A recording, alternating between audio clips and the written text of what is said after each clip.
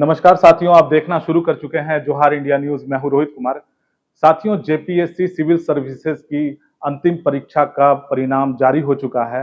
मैं बताना चाहूंगा साथियों, 342 अभ्यर्थियों ने इस परीक्षा को सफलतापूर्वक पास कर लिया है। उन सभी को जोहार इंडिया न्यूज की ओर से ढेर सारी शुभकामनाएं।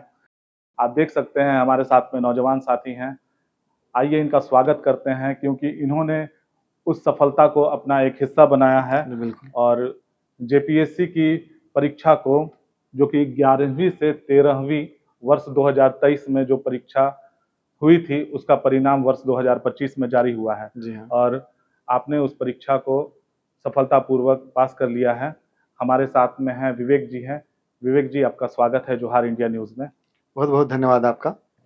विवेक जी, सबसे पहले हमें ये बताइए कि मूलतः आप कहाँ के रहने वाले हैं और आपकी प्रारंभिक शिक्षा कहाँ से हुई है?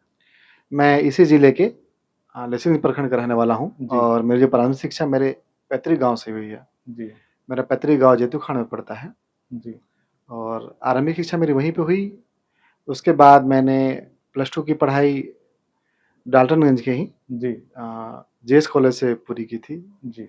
उसके बाद मैंने जो स्नातक की डिग्री है जी। मैंने आईआईटी अगरतला से जी प्राप्त की बिल्कुल। है और मैं अभियंत्रण का छात्र रहा हूँ। विवेक जी, हमें ये बताइए कि जिस समय आप जेपीएससी की तैयारी कर रहे थे, उस समय कौन-कौन सी चुनौतियाँ थी जिसका सामना आपको करना पड़ा?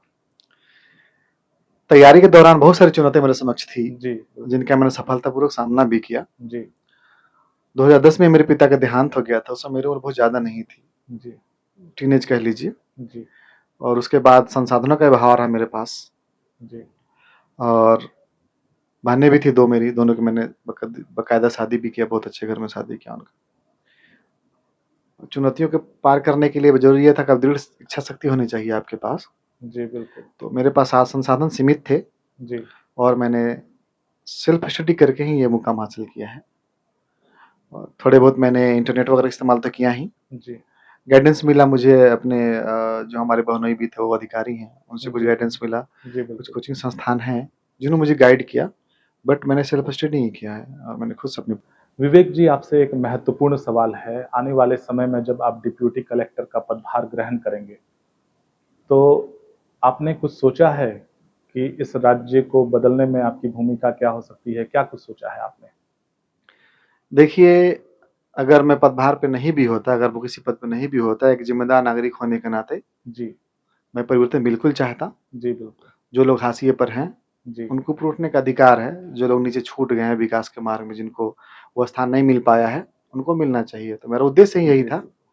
मेरा जो प्रशासनिक सामान्य का उद्देश्य यही था कि जो लोग वंचित हैं, शोषित हैं जी। या फिर जो विकास की दौड़ में पीछे रह गए हैं, जी। उनका उत्थान करना ही मेरा उद्देश्य था और मैं इसी उद्देश्य से इसमें आया हूँ। जी और बिल्कुल। मेरा कोई व्यक्तिगत स्वार्थ नहीं है और बदलाव होना चाहिए समाज में। और जी। प्रशासन का काम यही है कि वो डेवलपमेंट का कार्य करे उन क्षेत्रों में जहाँ डेवलपमेंट नहीं पहुँच पाया है। जी। बाकी जो डेवलप है तो वो है ही।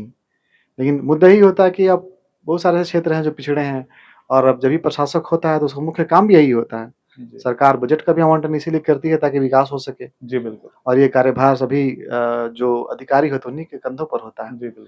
तो कभी भी काम होता है जो टॉप टू बॉटम नहीं होता, बॉटम टू टॉप होता है। जी बिल्कुल। आप ग्राउंड पे वर्क नहीं करिएगा तो डेवलपमेंट आपको दिखेगा नहीं। जी बिल्कुल। और जितने भी प्रशासक है, चाहे वो यूपीएससी से हो, चाहे जेपीएससी से हो, उनका प्राथमिक कर्तव्य होता है कि विकास के कार्यों को आगे बढ़ाएं और यही चुनौती है जी हर बिल्कुल। प्रशासक की। विवेक जी, उन युवक-युवतियों के लिए आप क्या कहना चाहेंगे जो जेपीएससी की तैयारी कर रहे हैं? सेल्फ स्टडी, कोचिंग या फिर सोशल मीडिया, किस चीज़ का वो सहारा ले सकते हैं बेहतरी के लिए? देखिए, जो लोग अध्ययनरत हैं, जो लोग इस तैयारी में जुड़े हुए हैं, जी। वो इंटरनेट का इस्तेमाल कर सकते हैं। बिल्कुल। चूँकि ज्ञान के लिए ज़रूरी नहीं है कि आप फिज़िकली प्रेज़ेंट होके करें, आप ऑनलाइन क्लासेज़ हैं, जी। तो आप उसमें कर सकते हैं। बहुत सारे लोग ऐसे हैं जो यूट्यूब से पढ़-पढ़ के बने अधिकारी, है ना?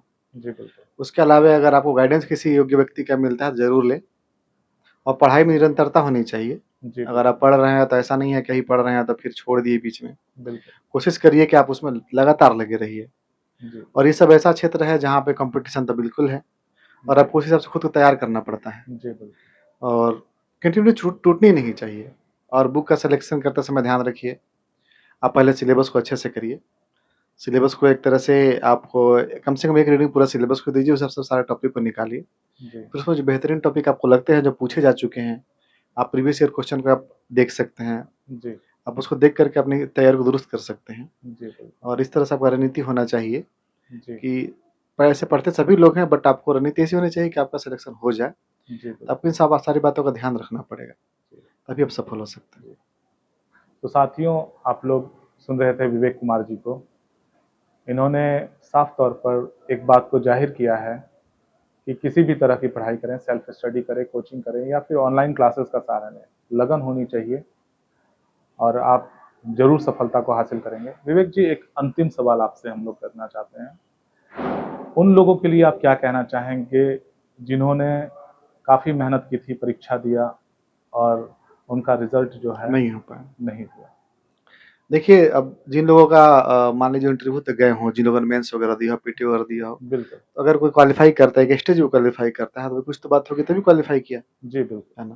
तो उसको इतना तो मानता है इंसान कि अगर वो पीटी क्वालीफाई किया हो, इंटरव्यू तक गया हो, तो उसमें काबिलियत है। बिल्कुल। अगर आपका नहीं हुआ तो थोड़ी बहुत कमियाँ रह गई होंगी, आप जी, उसको बिल्कुल। टैकल करें, आप उसको किसी तरह से उसपे वर्क करिए, है जी, ना? बिल्कुल। आप उसमें काम करिए कि आपको कहाँ कमी रह गई, किस क्षेत्र में आप थोड़े पिछड़ गए। यानी कि उन्हें दोबारा भी अपनी प्रयास कमजोरी पर करना ध्यान चाहिए। रखिए और अपनी पढ़ाई को जारी रखिए। जी, बिल्कुल। आप हो जाएगा आपका, जी। सफल हो जाएँगे आप। तो साथियों, आप सुन रहे थे, हमारे साथ में विवेक जी थे, जिन्होंने 2025 में जेपीएससी सिविल सर्विसेज की परीक्षा पास कर ली है। अब ये डिप्यूटी कलेक्टर के पदभार को ग्रहण करेंगे।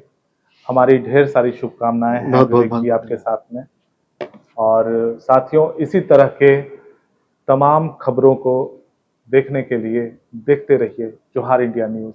जय हिंद, जोहार, जय संविधान।